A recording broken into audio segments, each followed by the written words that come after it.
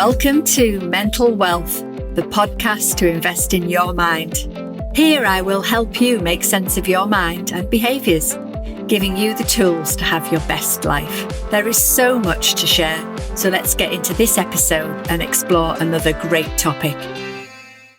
So welcome to episode 31, and here we are in January 2024. I am delighted to say that I'm sharing this space with a very special lady, somebody I've met fairly recently, and I'd like to welcome Lisa Harper to this episode. Thank you, Alison, for having me along. I've been really thrilled when you invited me to come on to the podcast, so I'm looking forward to our chat. Me too. So Lisa, tell everyone a little bit more about you first to get us started. Okay, so I'm Lisa Harper. I live in Greater Manchester in a place called Cheadle-Hulme. I've lived in the Northwest since 1977, actually, but as you can probably tell from my accent, I hail from the Black Country. Mm-hmm. So I'm the youngest of 8 kids, so you can see I'm a chatty person. But I moved up to the Northwest when I got married to my first husband. I had a couple of kids. They're older and I've got a couple of grandchildren. So I've been in business for myself since 2007, but I've had about 30 plus years in HR consultancy predominantly. But the last, I'd say 5 years, I've been more focused on coaching and mentoring business owners on really understanding the purpose of their business and how to engage much more effectively with their employees. And I've transitioned that a little bit more now because, as I say to people, when they ask about me, my life is in 3 sections. The first 35 years, I'm now coming to the end of the second 35 years, and I'm now about to embark on the next 35 years. Brilliant. So in the last 12 months, I've created a club called findyourtribe.club. And that is predominantly being born out of people asking me to pull something together where they can follow what I wear and my thoughts, my ideas, and sort of bringing a tribe of people, like-minded people together. And so findyourtribe.club has been born out of that. And I guess the 4 cornerstones of findyourtribe.club and our values is about collaboration. It's about connectivity, because we all need to feel connected. Mm-hmm. It's about camaraderie. Most of my long-time friends I've met through networking. That's how we met, Alison. And then last but not least, it's about building a community where you feel that you belong, and a community where you feel that someone's got your back. Love that. So that's where I'm up to now, Alison. I love that. And I remember you saying your life is in stages when I first heard you speaking. And I thought, I love that idea of saying I've had my first 35 years and then here I am. And I just think it's really healthy to see it like that, to sort of see it in stages, because life is a bit like that anyway, isn't it?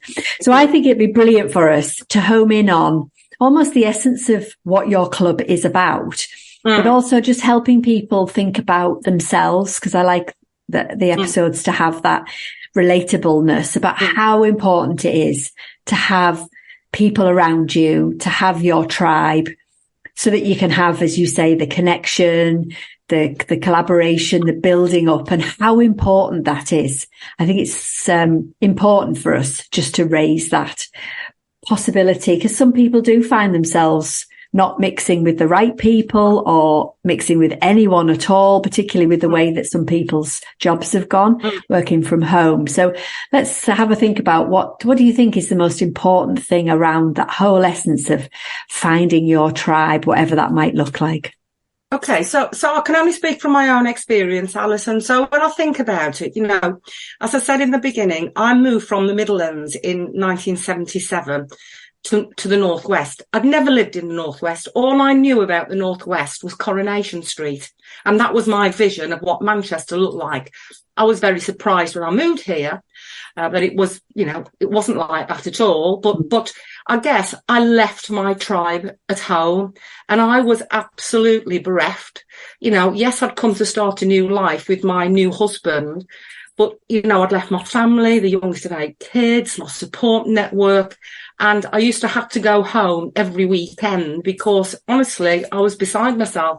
And I think that's the thing about a tribe. The first tribe you ever belong to is your family tribe. Good or bad, because there might be some people going, no, I don't like being part of it. My family's a pain in the butt, but that is your first tribe you experience. But I was very, very fortunate because when I went to move to the Northwest, my husband worked in a business and he'd got some nice contacts and we socialised and I made some really, really good friends. And so I started to build that nucleus of friendship. So the visits back home became less frequent. And then obviously I started to have my own little tribe, in 79, my first daughter was born, and in 83, my second daughter was born. So I'd really start to build that community. And I did work part-time. I worked in a pub, I sold Tupperware because I needed to feel that sense of belonging. But as time went on, obviously, I started to create a tribe within my workplace. And I think it's so important if we fast forward to now, I talk about the second 35 years of my life. In that second 35 years of my life, I got divorced from a husband. That was traumatic. And I really did need my social tribe around me and my family tribe. I remarried. And we talk about mental wellness, my second marriage, my husband committed suicide and that was extremely traumatic for me. I found him, all that sort of stuff, which I don't want you to make it sound like poor me. But again, if I hadn't have had the support of my kids, my family, my friends, I cannot tell you the amount of people who came together to help me. And that's why I've always advocated you've got to be part of a tribe. If your family tribe isn't the right tribe or your social tribe isn't the right tribe, you've got to find a tribe that really, really does support you because it's so important to have that support network. You mentioned, Alison, particularly now since COVID and the whole thing working from home. I think COVID for most people was a really difficult time because of isolation. And everybody found ways to try and connect. Thank God for Zoom and Teams and all of that sort of stuff.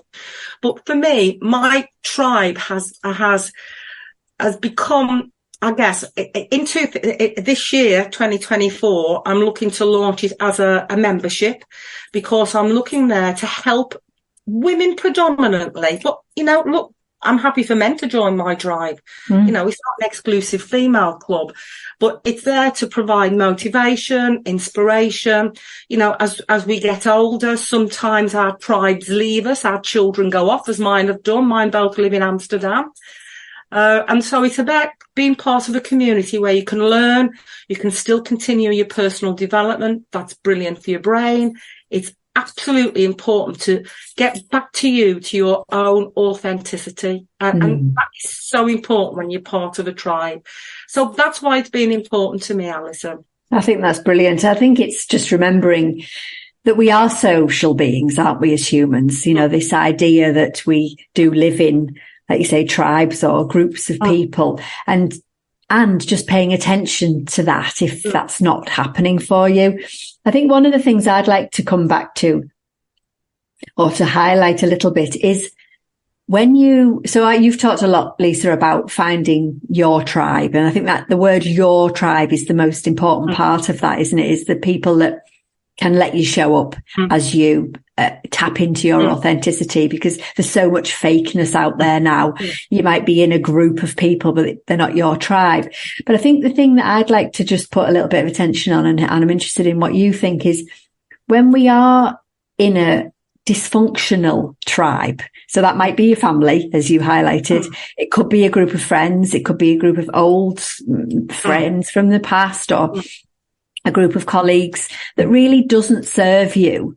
And yet we still keep going back. We still find time and give these people time and energy. And I just wondered what your thoughts are on that, just to give people I suppose, permission really to step away from groups and tribes and families that don't work for us.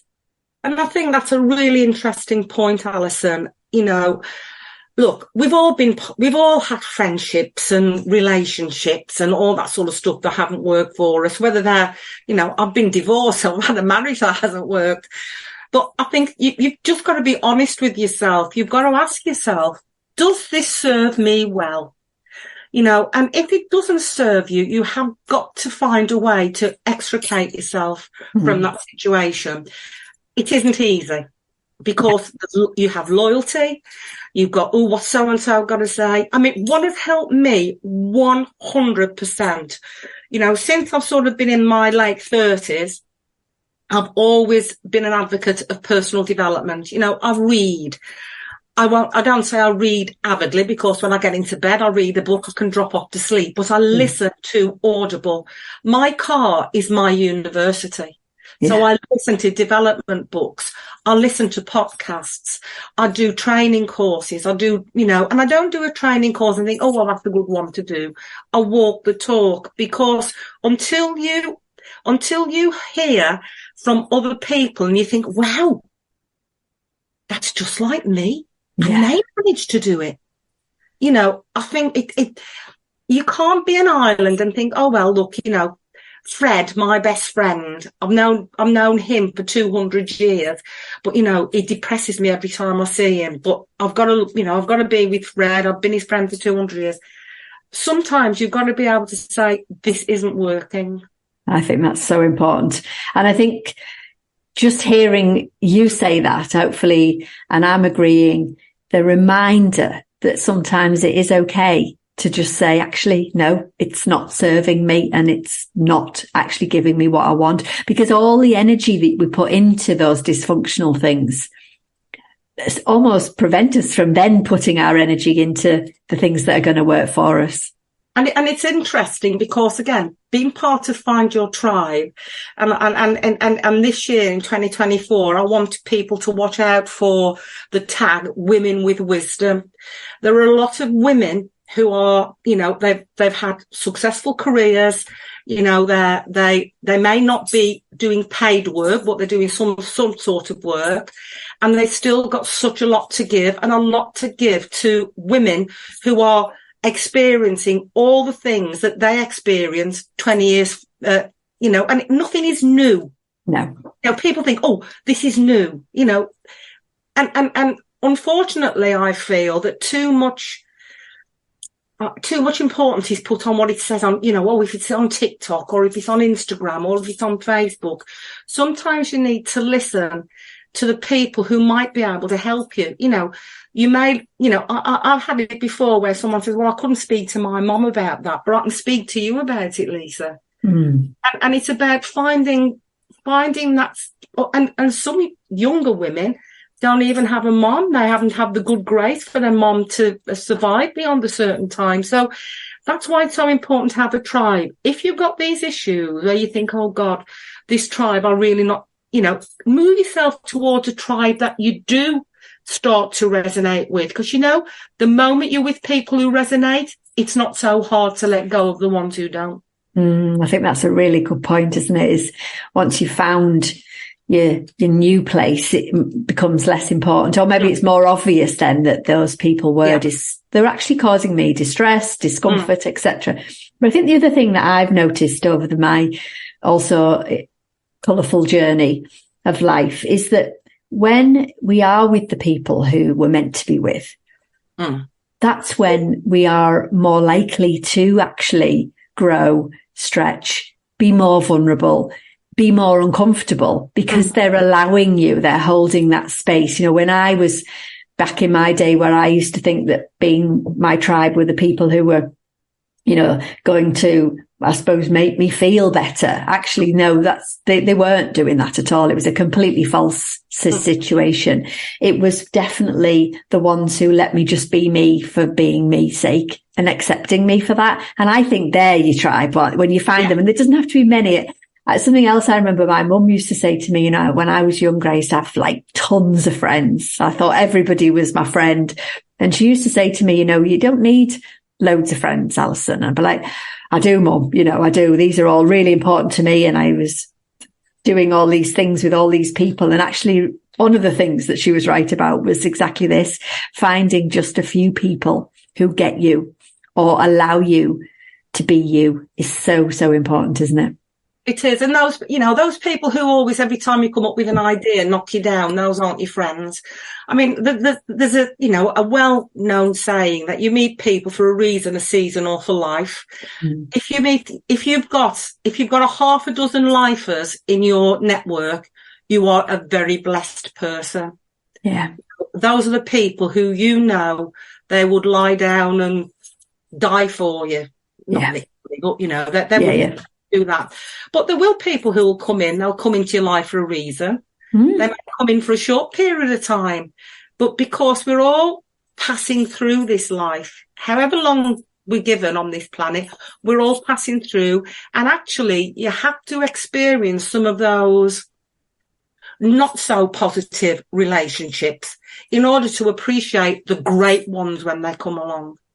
Yeah, and I think you raise a good point there. It is sometimes the stuff that doesn't work out actually shows us the most important lessons, whether that's in a relationship, a friendship, or a tribe. And I think for me, when I'm thinking about a tribe, all the different kinds of things that a tribe can give you, because we have different tribes or different friends for different people. Sometimes it's those people that you can just go and have a good laugh with and there isn't anything, or there's another group or another person that you can get really deep with and you can have a really big conversation. And for me, it's that sort of mixture, isn't it, of what it is that they're giving you.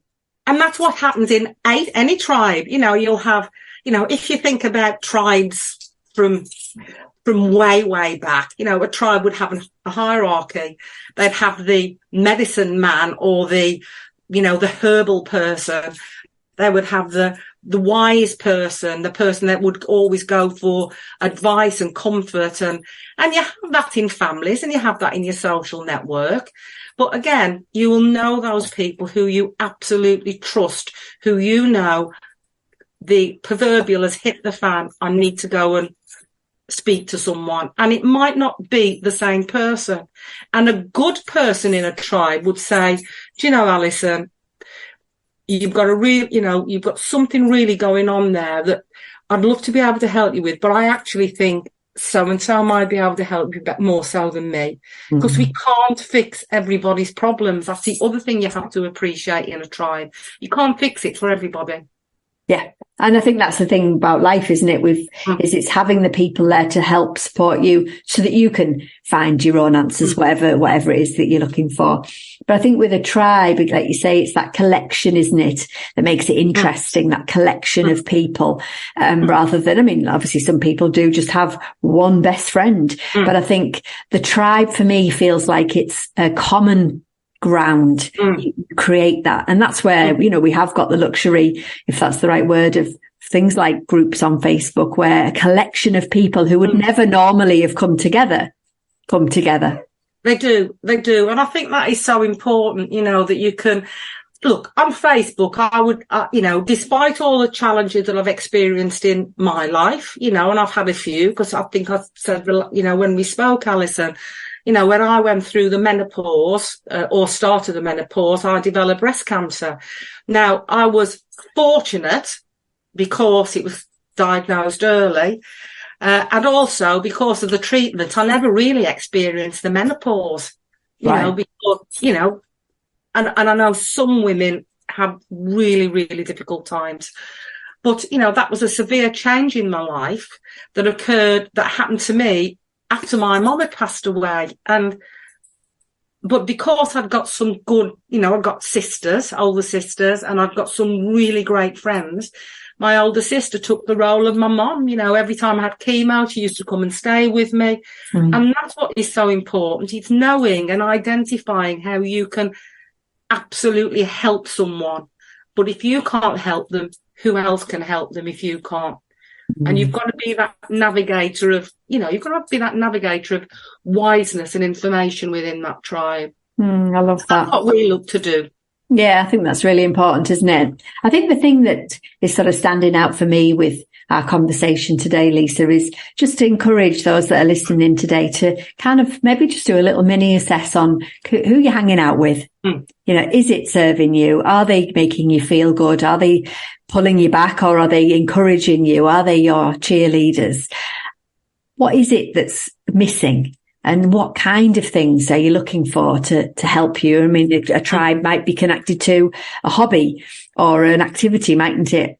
Yeah. Could be absolutely anything that is missing for you. And I think one of the things I notice about the way that people are is they'll often be sort of unconsciously or consciously moaning about something not feeling right, but then not doing anything.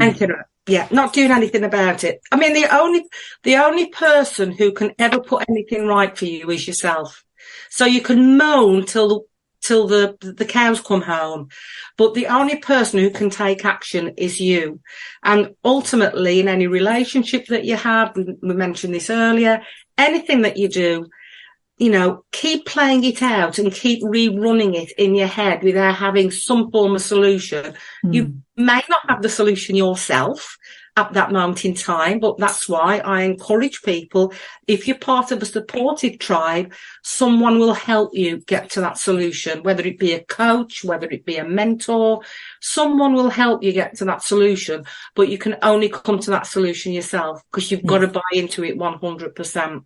So you're absolutely right, Alison. You know, we can all sit back and moan forever, but moaning or being depressed. I mean, I know depression is a really serious condition, so I'm not underestimating that in any way, but, you know, not getting up and doing what needs to be done. Yeah. It's only within our own gift to do that. I think so. I think that's the thing, isn't it? You can feel quite lonely and isolated, or you can kind of think, what am I going to do? And I think getting the right kind of people around you not only is a big step potentially, but then so much more is going to come out from yourself by just engaging with others. And something that you said earlier, and I'm always saying on this podcast and in a lot of my work, is all these things help us realize that we're not on our own.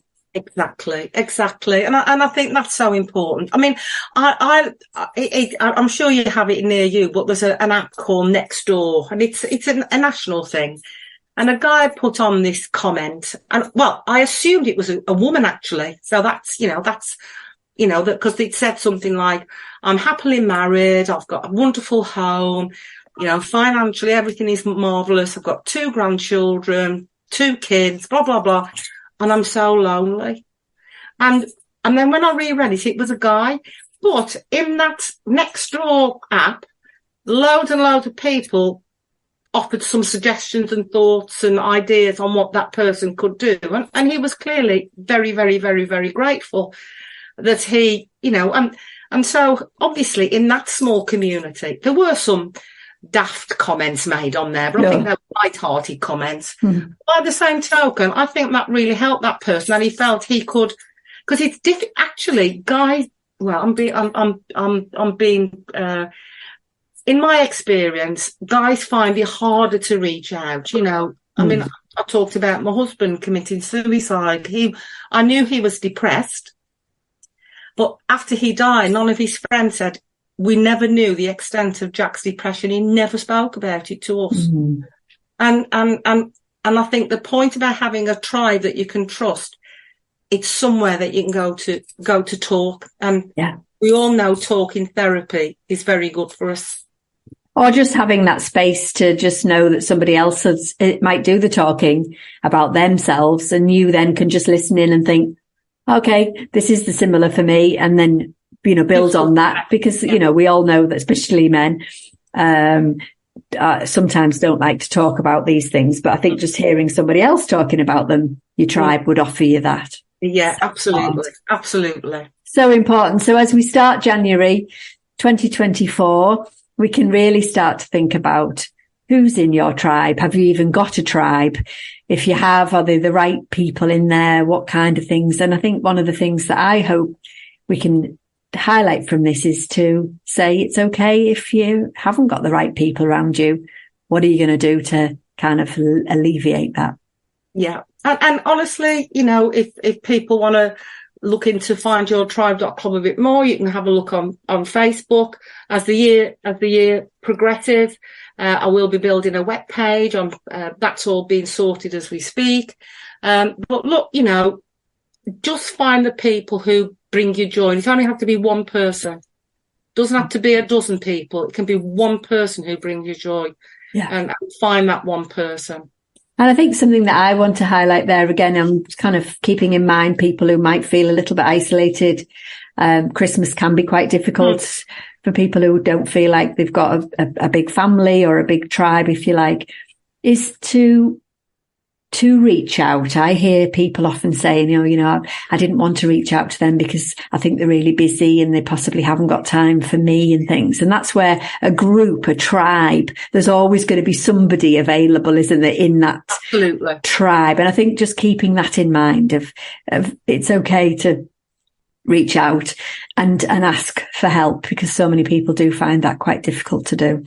People make assumptions, they say, when it's happened to me in the past, people have said, oh, well, I didn't want to ask you to any help this because I know you're dead busy. Well, give me the choice. Yeah. Yeah. That's the thing. Ask, and if I can help, I will. If I can't, I'll be as honest to say I can't help at this time, but what about XXX, so... Yeah. Don't make assumptions, because we all make assumptions in our head. We all talk ourselves out of doing stuff.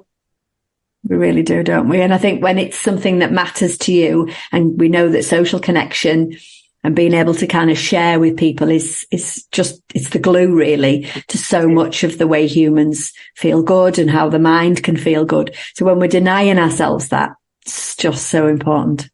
It is. It is really important to reach out. And there's so many great events out there that people can attend online, in person.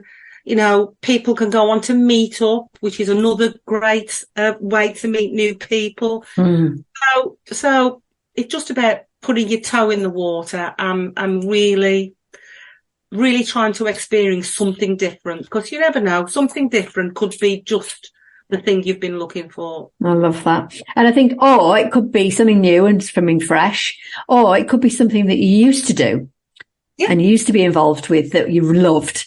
And actually you've got back to it. It's got me thinking, I used to do salsa dancing and have not done it for a long time. And I'm just wondering now, 2024, shall I go back?